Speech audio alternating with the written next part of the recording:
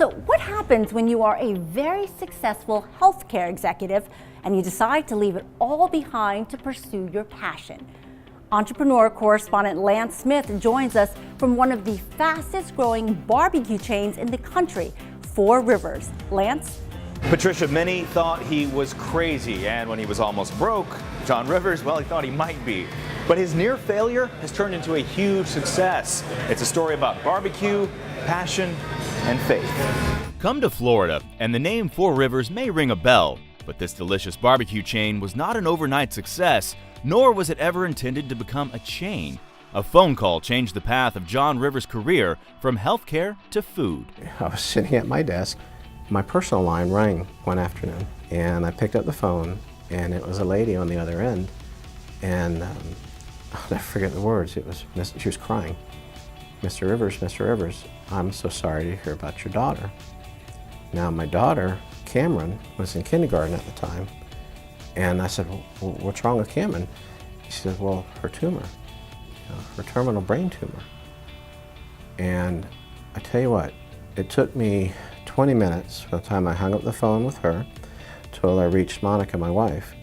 And even though I was in healthcare for all those years, this was the first time that it was ever personalized, that I finally had an experience to have even a glimpse of what it would be like of having somebody that you love going through cancer.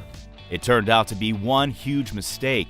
The woman had called the wrong family, and it was not his daughter. However, that experience, it changed my life.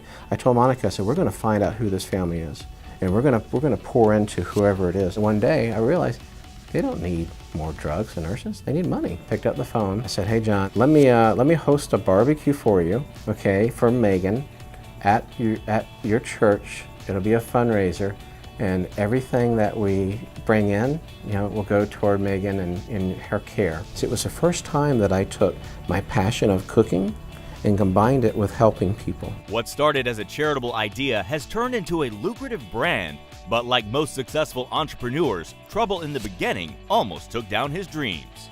We were told, we had the master plan. It was supposed to take about 4 months to build, 3 or 4 months, and I think the original budget was $188,000. Well, we're 6 months plus into it, okay?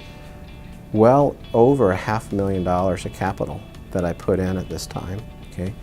The economy, this was in 2009, collapses, okay? My contractor who was building this whole thing gets into a cash flow situation, right? He's gone, right? The project is at a dead stop. I didn't know how to fix the problem. I didn't know how to make this anomaly sitting on Fairbanks turn into a business. I knew I wanted it to be, okay, but I didn't know how to get there. Well, there's a guy once a week, he gets his coffee and he goes down Fairbanks. Well, this guy is a contractor, he owns his contracting company. He says, I don't know what happened, but I drove by this thing on Fairbanks this morning and I felt in my heart that I think this guy is in trouble and I think I'm supposed to help him. His name is Brad. Brad stepped into my life, okay, and Brad got me to CO, a certificate of occupancy, 59 out of the 60 days later. We opened up the doors and he never took a penny for the work that he did. Little did John know, this was the start of something big. It was October 26 in 2009. We didn't have any funds available to advertise. We didn't have any money to promote it, put it on Facebook, and we told our friends and we all prayed about it, and we unlocked the doors at 11 o'clock that morning. And then that's when it began. People started coming in. There was a line out the door day one that wrapped around the building. We have 1,400 employees now, and I very much believe that if we continue to share the blessings that we get with so many other people, it's going to just keep coming back in.